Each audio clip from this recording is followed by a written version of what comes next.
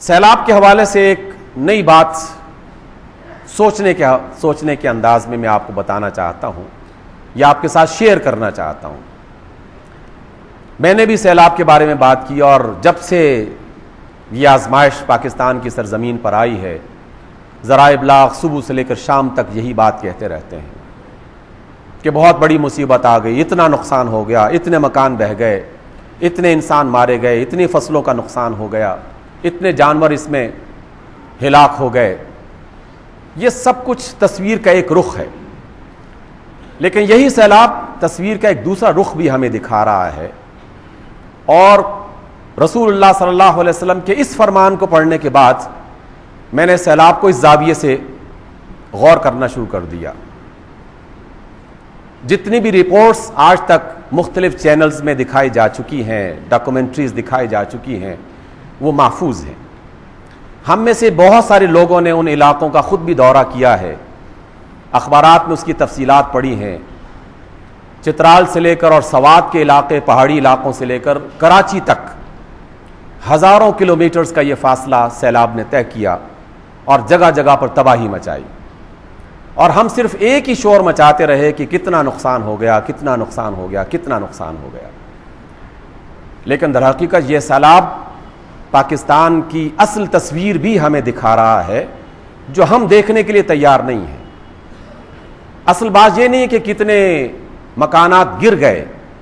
اور کتنے حیوانات مر گئے اور کتنے لوگ بے گھر ہو گئے، بلکہ اصل تصویر ہمیں سیلاب یہ دکھا رہا ہے، اور ہمارے ابلاغ کے ذرائع جتنے بھی ہیں اور انٹرنیشنل جو میڈیا ہے پوری دنیا کو پاکستان کی اصل تصویر دکھا رہا ہے کہ لوگوں پاکستان کو دیکھنا ہو تو سیلاب کے ان مقامات کو دیکھو جہاں جہاں سے یہ پانی گزرا ہے. باہر کی دنیا آ کے اسلام آباد کو دیکھ کر کہتی ہے کہ پاکستان تو بہت خوشحال ہے، جبکہ سوات سے لے کر کراچی تک ہزاروں کلومیٹر کا فاصلہ اور اپنی تباہیوں کی جو صورتیں دکھا رہا ہے، وہاں ملال کی بات یہ بھی ہے کہ کسی کا مال بہہ گیا اور کسی کی جان ضائع ہو گئی، لیکن اس سے بڑی ملال کی بات یہ ہے کہ کیا یہ ہے وہ اسلامی مملکت کہ جس کے رہنے والے اتنی زیادہ غربت کی زندگی بسر کر رہے ہیں، اتنی زیادہ غربت کی زندگی کہ ان میں سے ہزاروں تصویریں جو میں نے دیکھی، جو آپ نے دیکھی، ان میں لوگوں نے کیا اٹھا رکھا ہے اپنے ہاتھ میں، کس جگہ پر زندگی بسر کر رہے تھے، وہ کیا ان کا مال و متاع ہے، سرمایہ حیات ان کے پاس کیا ہے؟ چند چارپائیاں، بوسیدہ قسم کے بستر، بگڑے ہوئے اور ٹوٹے اور ٹیڑے میڑے قسم کے برتن، اور چند لاٹھیاں. کیا ہے ان کے پاس جو تصویریں ہمیں وہاں پر دکھائی دی ہیں؟ پاکستان کا اصل چہرہ اس سیلاب نے آشکار کر دیا ہے، اور پاکستان کے رہنے والے وہ تمام لوگ کہ جن کے پاس اللہ رب العزت نے مال و متاع کی شکل میں کچھ بھی عطا کر رکھا ہے، پاکستان کے وہ تمام قائدین جن کے پاس قیادت کا کوئی بھی حصہ موجود ہے، چاہے وہ اپنی برادری کا قائد ہے، چاہے وہ اپنے علاقے کا ایک چھوٹا سا آفیسر ہے، چاہے وہ کسی چھوٹی سی جماعت کا قائد ہے، ان سب کے سامنے پاکستان کی اصل تصویر سامنے آئی ہے کہ ہم نے پاکستان کے رہنے والے عوام کے لیے کوئی ایسا منصوبہ نہیں بنایا، اور کسی فرد نے آج تک اس کے بارے میں سوچا نہیں کہ پاکستان میں اس قدر زیادہ غربت ہے اور اس قدر زیادہ غریب لوگ رہ رہے ہیں کہ پانی بہا رہا ہے تو کسی کی چارپائی اٹھا کے لے کے جا رہا ہے، کسی کی بھینس زیادہ سے زیادہ، ہزاروں لوگوں میں سے بمشکل چند لوگوں کی بھینسیں اور جانور جو ہیں وہ اس کی زد میں آئی ہیں. یورپ میں بھی سیلاب آئے ہیں اور طوفان میں نے بھی دیکھے اور آپ نے بھی دیکھے تصویروں میں، اس میں آپ کو گاڑیوں کی ایک لمبی قطار دکھائی دیتی ہے. جب وہ بستیاں ڈوبتی ہیں تو پتہ چلتا ہے کہ ہاں کچھ لوگ رہتے تھے یہاں پر، یہ بستیاں ہیں، یہ خوبصورت گھر ہیں. یہ گھر آج خالی ہو گئے ہیں کیونکہ سیلاب، سمندری سیلاب یہاں پہ آیا ہے. پاکستان کے سیلاب میں کون سے گھر دکھائے گئے ہیں، کون سی بستیاں دکھائی گئی ہیں؟ یہ پاکستان کی اصل تصویر ہے. اور رسول اللہ صلی اللہ علیہ وسلم فرماتے ہیں کہ لوگوں دنیا کے معاملے میں تقوی اختیار کرو. دنیا کے معاملے میں تقوی یہ ہے کہ اللہ تعالیٰ نے تمہیں اس کا خلیفہ بنا کے یہ دنیا تمہارے حوالے کی ہے. اس دنیا کا مال و متاع جو اللہ نے تمہیں اور مجھے دے رکھا ہے، اس کو نہ صرف خود صحیح طور پر حاصل کرنا بلکہ اس کو صحیح طور پر افراد تک پہنچانا، اپنے ملک کے عوام تک پہنچانا اور اپنے ملک کے عوام کی زندگی کو خوشحال بنانا، یہ اصل بنیادی مشن اور کام ہونا چاہیے جو گزشتہ 62 سال سے ہم نے نہیں کیا۔ اور جو قائدین آ کر شور مچاتے ہیں کہ ہم آپ کے ساتھ ہیں، ہم آپ کے ساتھ کھڑے ہیں اور ہم آپ کی مدد کرنے والے ہیں، ان کی دنیا کا بھی جائزہ لے لیں۔ ایک طرف یہ دنیا ہے کہ کسی کا پورا کل سرمایہ 2 چارپائیاں، چند برتن اور چند بوسیدہ قسم کے کپڑے اور بستر ہیں، اور دوسری طرف انہی کے سر پہ ہاتھ رکھنے والا، بظاہر ہاتھ رکھنے والا، اس کا حال یہ ہے کہ 1.5 لاکھ روپے کا سوٹ پہنتا ہے، 3 لاکھ روپے کی انگوٹھی پہنتا ہے، 50 لاکھ روپے کی گاڑی میں سواری کرتا ہے، اور ایک تصویر اتارنے کے لیے ہوائی جہاز بک کر کے ادھر سے ادھر لے کے جاتا ہے۔ ایک قائد کی بات نہیں کر رہا، کسی بھی جماعت کے بنیادی بڑے لیڈر کا نام لے لیں آپ اور اس کی دنیا کا جائزہ لے لیں کہ اس کی دنیا کیسی ہے، اس کی دنیا کیسی ہے۔ اس کے 7 ملکوں میں سرمایہ ہے اور اس کا مال پڑا ہوا ہے، اس کے 7 ملکوں میں کارخانے چل رہے ہیں، اس کے 7 ملکوں میں مکانات اور کوٹھیاں موجود ہیں، اس کے 7 ملکوں میں باغات موجود ہیں۔ کیا پاکستان کے سیلاب میں آپ کو کوئی تصویر دکھائی دی کہ کسی بڑے آدمی کی کوٹھی درمیان میں بہہ گئی اور اس کا پھلوں سے لدا ہوا باغ جو ہے وہ ختم ہو گیا اور اس کی سرسبز زمین اجڑ کے رہ گئی؟ کوئی تصویر مجھے دکھائی نہیں دی ہے۔ اس لیے واتقوا دنیا کا معنی یہ ہے کہ لوگوں دنیا کے معاملے میں اللہ کا تقوی اختیار کرو۔ وہ تمہیں دیکھ رہا ہے، مجھے دیکھ رہا ہے، اور مجھ سے اور آپ سے پوچھے گا کہ دنیا میں تمہیں جو خلیفہ بنایا تھا اس میں تم نے اپنے ملک کے رہنے والے لوگوں کے ساتھ کیا کیا؟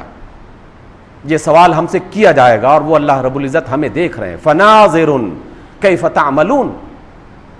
اور واتقوا النساء، عورتوں کے معاملے میں تقوی اختیار کرو۔ سامعین محترم، کل جب میں نے بعض لوگوں سے، مختلف ٹی وی چینلز کے احباب تھے، ان سے بات کی جو ان علاقوں میں سفر کرتے رہے اور سیلاب کے لوگوں تک امداد پہنچاتے رہے، بعض بستیوں کی ایسی باتیں انہوں نے بتائیں کہ انسان اگر سن لے صحیح طور پر اور اگر وہ حساس دل کا مالک ہے تو اس کے رونگٹے کھڑے ہو جائے۔ کہا گیا کہ بعض بستیاں ایسی بھی ہیں کہ جہاں کے رہنے والے اپنی بیٹیاں صرف اس بنیاد پر دینے کے لیے تیار ہیں کہ اسے 3 وقت کا کھانا میسر آ جائے میری بیٹی کو، تو میں اپنی بیٹی تمہیں دینے کے لیے تیار ہوں۔ 3 وقت کا کھانا کسی کو میسر آ جائے تو ایسی بے شمار بستیاں موجود ہیں، ایسے بے شمار گھر موجود ہیں، ایسے بے شمار افراد موجود ہیں کہ جن کے پاس اتنا نہیں ہے کہ وہ اپنے بچوں کو 3 وقت کا صرف کھانا مہیا کر دیں۔ تعلیم تو بہت دور کی بات ہے، وہ تو ایک خواب ہے،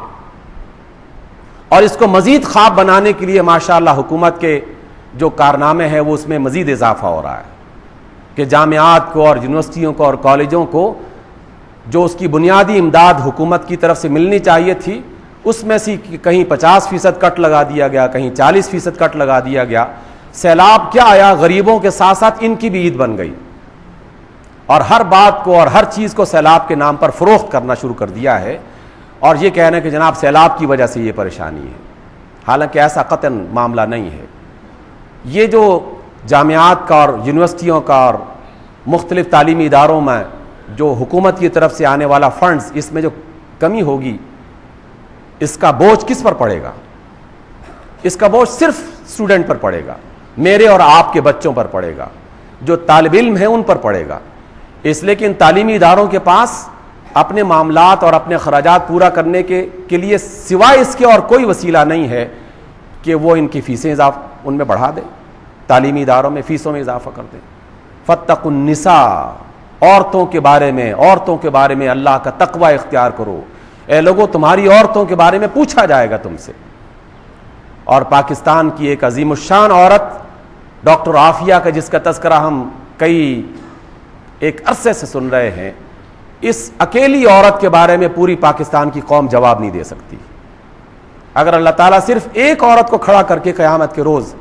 ڈاکٹر عافیہ کو کھڑا کر کے کہہ دے کہ ہاں یہ تمہاری قوم تھی، کیا تم اپنی قوم سے راضی ہو اور تمہاری قوم نے تمہارے بارے میں اپنا حق ادا کر دیا تھا، تو ہم صرف ایک ڈاکٹر عافیہ کا جواب نہیں دے سکتے.